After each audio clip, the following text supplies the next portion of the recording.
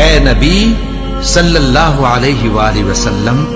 کیا ہم نے تمہاری خاطر تمہارا سینہ کھول نہیں دیا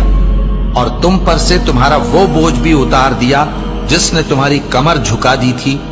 اور ہم نے تمہاری خاطر تمہارا ذکر بلند کیا۔ بس جو حکم تم کو اللہ کی طرف سے ملا ہے وہ لوگوں کو بے دھڑک سنا دو اور مشرکوں کا ذرا خیال نہ کرو۔ ہم تمہیں ان لوگوں کے شر سے بچانے کے لیے کافی ہیں جو تم سے ہنسی کرتے ہیں، جو اللہ کے ساتھ کوئی اور معبود قرار دیتے ہیں، سو ان قریب ان کو ان باتوں کا انجام معلوم ہو جائے گا،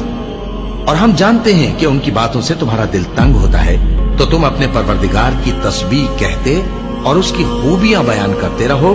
اور سجدہ کرنے والوں میں سے ہو جاؤ۔ اور ان میں بعض ایسے ہیں جو پیغمبر کو ایذا دیتے ہیں اور کہتے ہیں کہ یہ شخص نرا کان ہے۔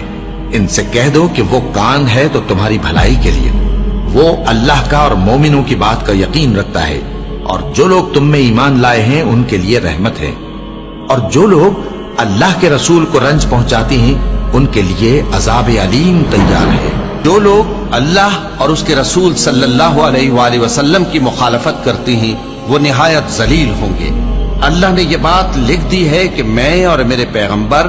ضرور غالب رہیں گے، بے شک اللہ زور آور ہے، صاحب اقتدار ہے۔ تو ایسا خیال نہ کرنا کہ اللہ نے جو اپنے پیغمبروں سے وعدہ کیا ہے وہ اس کے خلاف کرے گا، بے شک اللہ زبردست ہے، بدلہ لینے والا ہے۔